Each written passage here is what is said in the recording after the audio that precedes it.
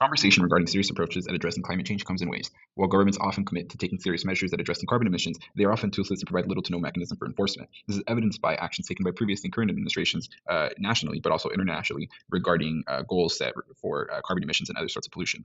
In areas with significant commercial and industrial activity, concerns regarding air pollution, water pollution, and hazardous waste remain legitimate, yet mostly unaddressed. As concerns for immediately impacted communities continue to rise.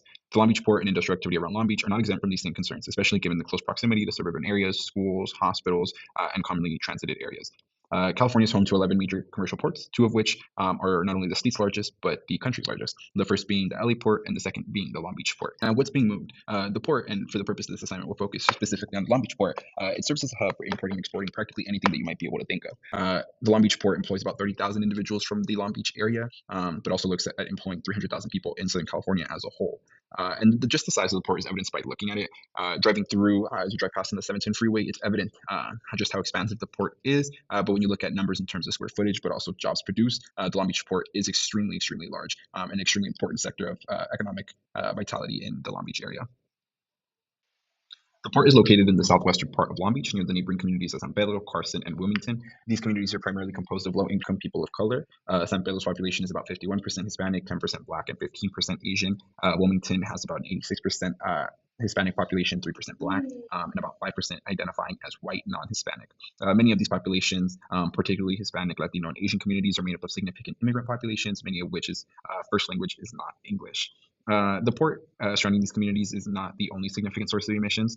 Within about 25 miles of one another lies the Long Beach refineries and the Carson refineries. Carson refineries have reported released over 4.5 million pounds of emissions, including toxic substances such as benzene, sulfur oxide, and other toxic particulate matters that are also released by the Long Beach refineries within such a short distance. Of course, this poses a significant health risk to individuals in the surrounding areas. So why does it matter? Why does it matter that the port, the refineries, and other major sources of pollution are located so close to one another? Although this film or this assignment will specifically focused on the Long Beach port, it is important to take into account the fact that there are other major sources of pollution within such a close proximity. Looking at the port specifically, we see that there are causes or sources of pollution like diesel-powered trucks, ships, and other equipment emissions that release pollutants such as nitrogen oxides, sulfur oxides, and benzenes. Coming from the port as well, there is a source of concern regarding runoff, storm runoff pertaining to the contamination of heavy metals and hazardous materials that can run off into soil and water of nearby communities. Now, we've talked about some causes, some sources of pollution, and essentially the reasons to be concerned. But what are the effects? When looking at air, water, and soil pollution, we see that there is an increased risk of asthma, lung disease, heart attacks, and cancer. When we're looking at water, there's this reason to be concerned, at least when talking about runoff, as contaminated waters flow into larger bodies of water that can be hard to measure. We really lose just how drastic the effect of these contaminants might be. When we're looking at noise pollution, which is, like I mentioned, often overlooked, we see that there can be an association with sleep and cardiovascular problems that come as a result, but are harder to identify and even harder to link back to the port. So now let's look at some environmental justice concerns. Starting first with the disproportionate impact on low-income communities of color. Like I mentioned earlier, the communities surrounding the port of Long Beach are mostly composed of Hispanic and Black residents, many of which are living below the poverty line. Yet, they make up the majority of these areas, of these communities. Now, if you look historically at these communities that have already become or are already socially and economically vulnerable due to historical patterns, whether that be of discriminatory land use practices, bank lending practices, and similar environmental regulatory practices that have set aside concerns that Hispanic and Black communities face, we see that this is a systemic issue. That the lack of resources being invested into these communities show that the government does not care, or rather that maybe there's a lack of political willpower in current administrations to address the problems, despite the fact that they are urgent. We see that residents historically in these areas are susceptible to health disparities and health concerns like asthma, like cancer, and other things that maybe not completely preventable, but there are steps that can be taken to reduce the high prevalence of these chronic health conditions that aren't being taken. And so, you take into account these disadvantages when you look at housing, when you look at banking, at job availability, and you sort of look at the cumulative result, and you can see that this is not a standalone issue, but there's a variety of factors here that play into the historical discrimination that communities have faced, and the environmental aspect is maybe just one of these issues. Despite the lack of political willpower, that's not to say that there's not anybody interested.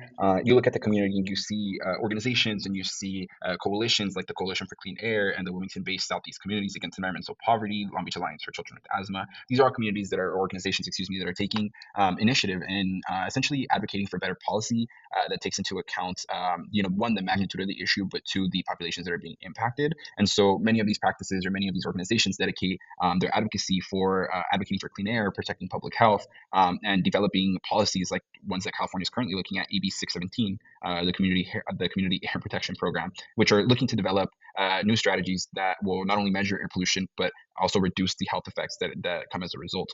Now, again, it's important that we take a serious look at these policies, and we need to see them for what they are. Now, there are good policies out there that aren't completely toothless or set goals that, despite ambitious, are possible.